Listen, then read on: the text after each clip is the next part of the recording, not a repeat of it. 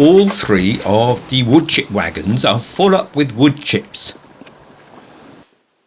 So I'm busy making 2 more, but I won't be able to get them into the drying tunnel until the second set of rails is up and running.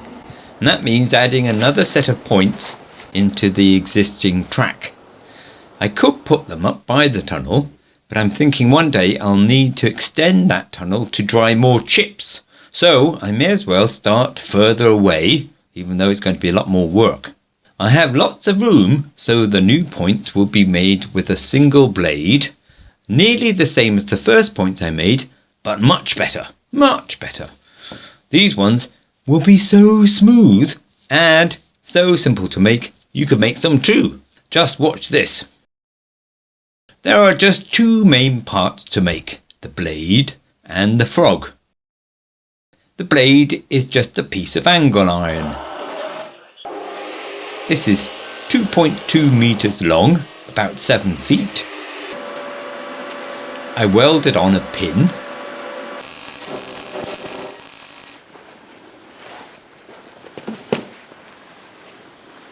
And trimmed the other end off with a grinder. The frog is just a triangle made from flat bar welded together. The angle you need depends on how long the blade is.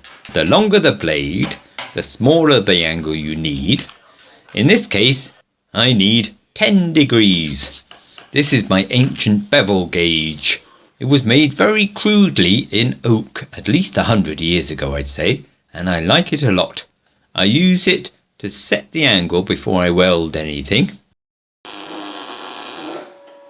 The frog also has a pin welded to it. Those pins go into holes in an extra wide wooden sleeper.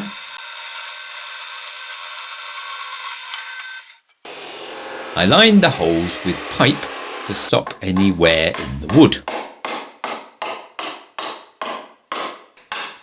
And that's the main part done. Yes, there was some noisy cutting and welding, but nothing very difficult.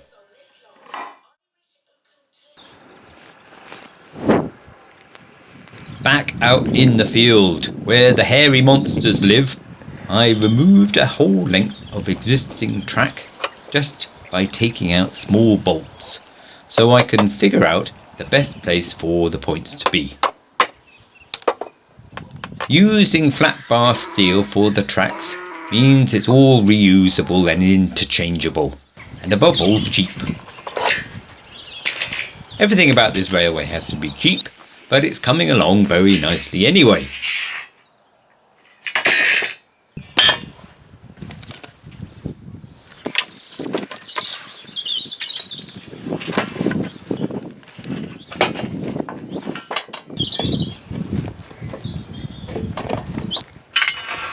The outer rails need just one slight kink in each one, just 5 degrees of a kink in fact, half of the angle of the frog.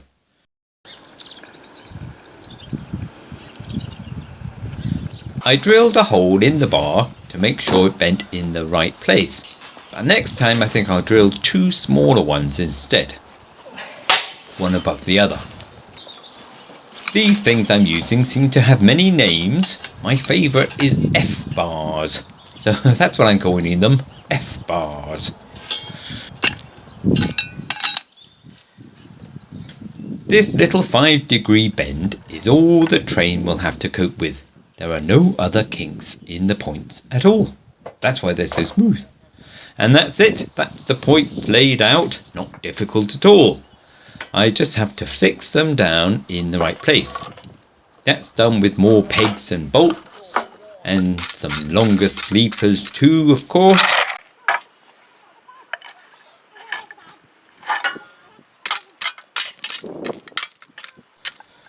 I need to use my sideways drill squashing machine.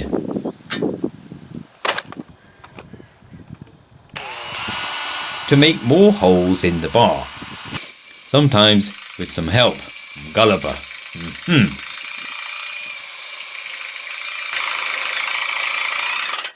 Donkey, you're in the way. Yeah, it's a drill. You go away now. Busy.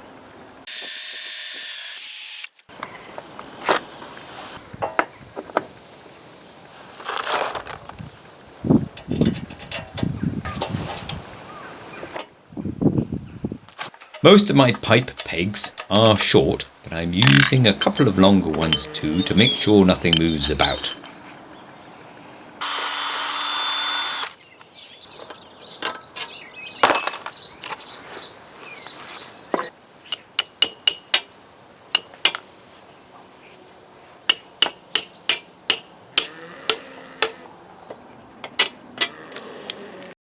Now it's time to connect it up to the original track. Luckily, it's easy to move about until everything looks about right.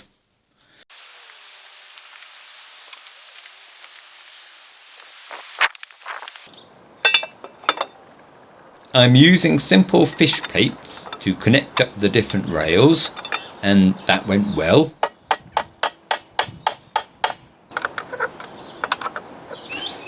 Except one of the rails is too long.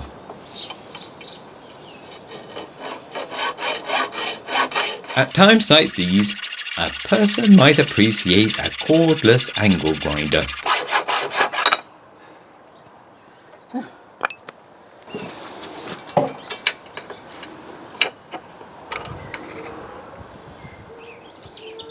So there we are, finished, except some stones around the sleepers would be good.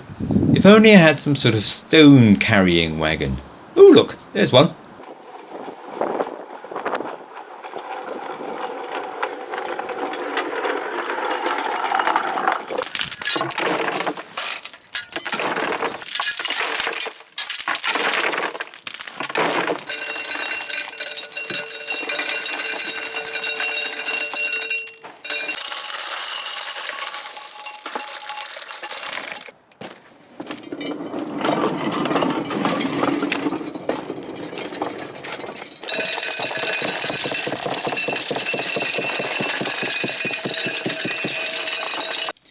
Bedding the sleepers in stones makes everything more solid and keeps them off the wet ground too.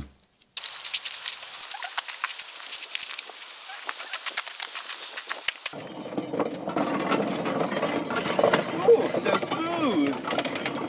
Woo! Try that this way. Oh, hardly even know. So, how do the points work? Are they smooth and easy? Yes, they are. Okay.